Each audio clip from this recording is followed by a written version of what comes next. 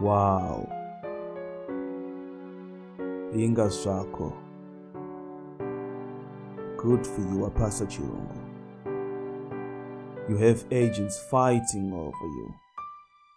You have jobs lined up across the UK. They even want you in Ireland. You are spoiled for choice.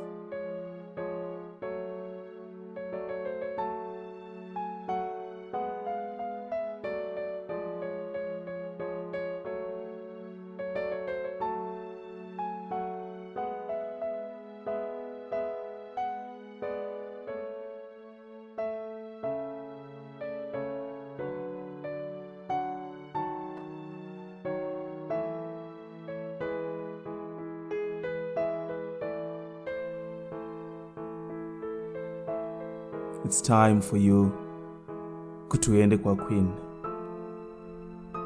Life ya kutochinja so. Or so you think.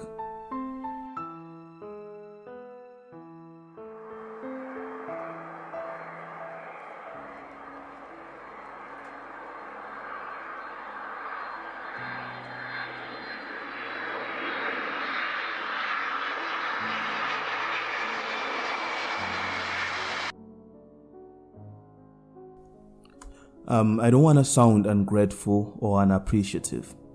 I just want to speak the truth. I just want to share my truth. I know experiences are not shared. That's why I specifically said I'm going to share my truth.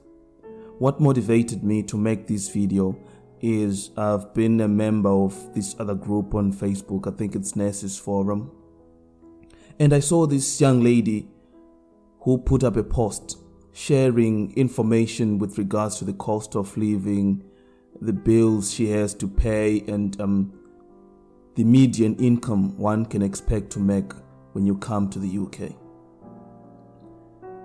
At surface level, this was a very good post. I hope I had seen such a post before I came to the UK. It would have helped me greatly to plan my things. It would have helped me greatly to prepare myself psychologically for what I was going to face when I came to the UK. But unfortunately, I was overexcited. I had tunnel vision. My only goal was to leave the country, was to leave Zimbabwe. And I didn't care how much I would get paid once I got to the UK. I didn't care where I would get to live as long as I wasn't in Zimbabwe anymore. And that's a very good strategy.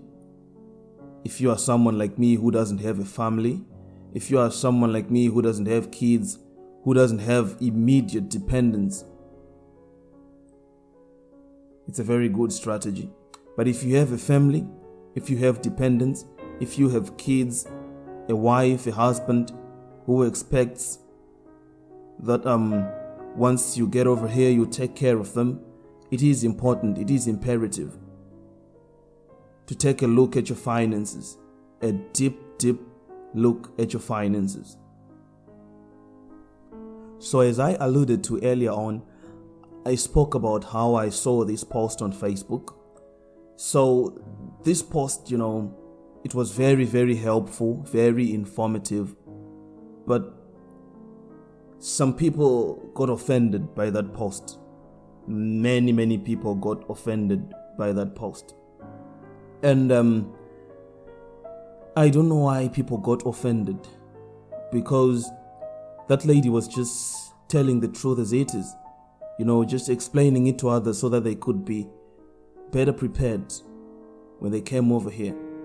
But some of our nursing brethren and sisters in Ireland, they took it as an assault to their status, because I don't know,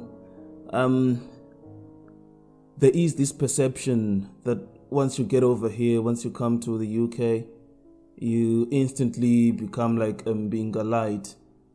Like once you get here, you utanga kutemwa name £1,000, everywhere you go, people will just be throwing money in your face.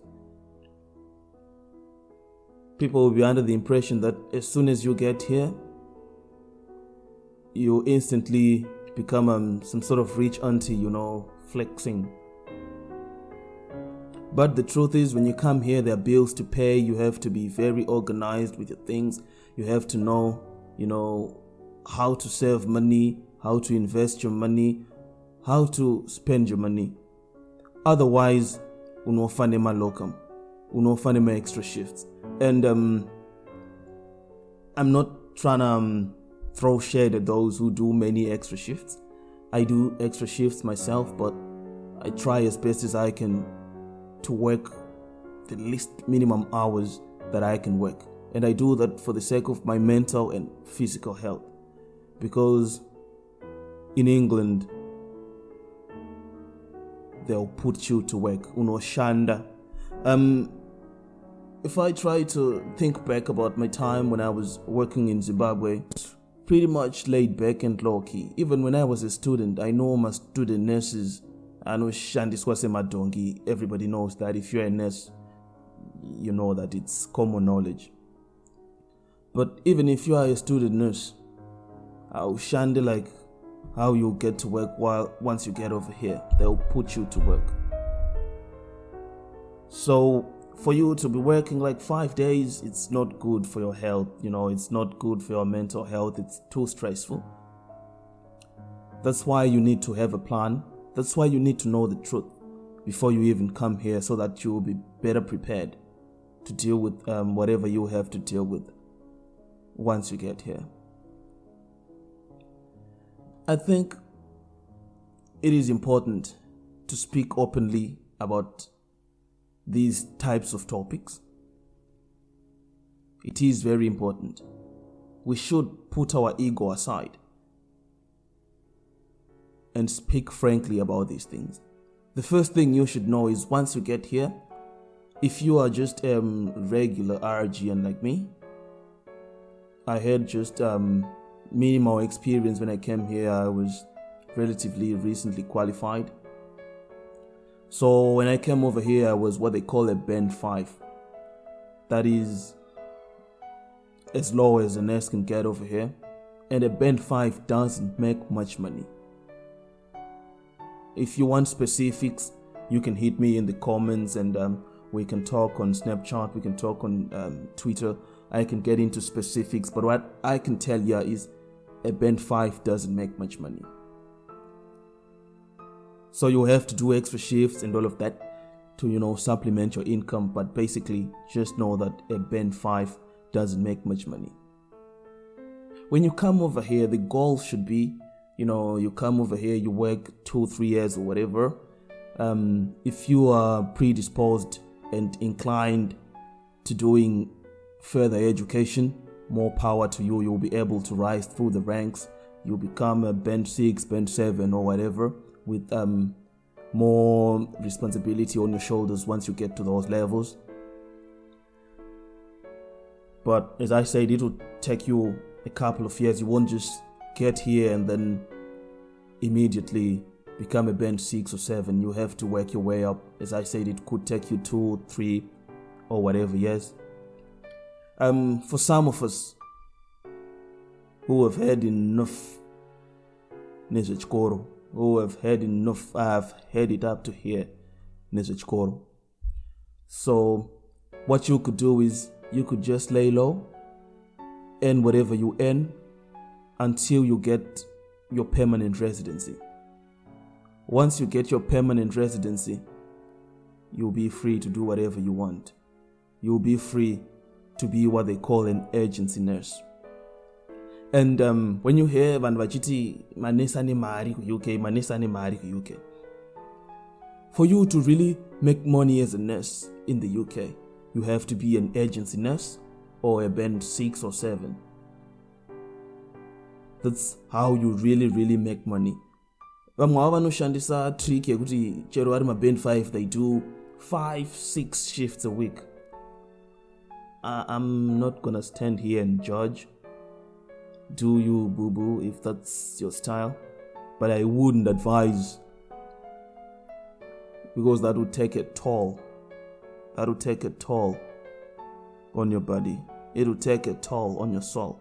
It will take a toll on your mental health. Because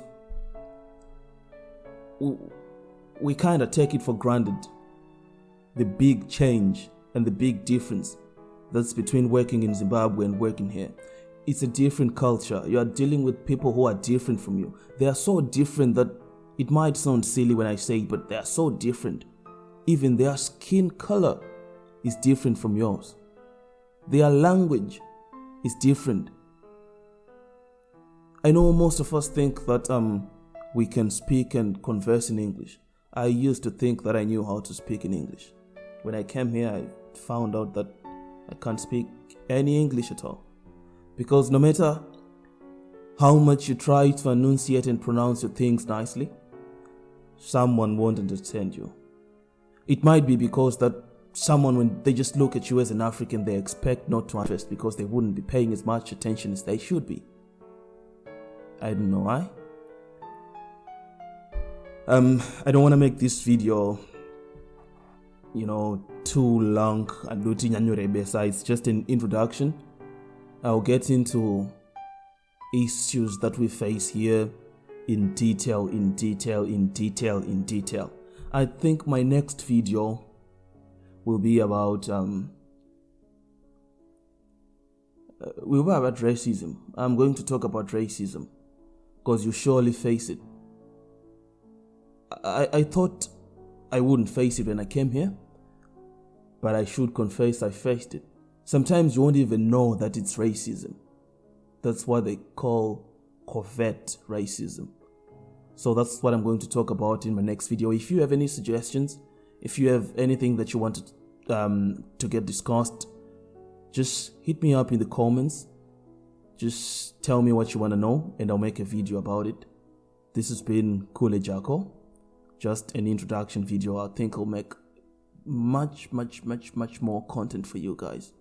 Thank you. Like, share, and subscribe to the channel. Peace.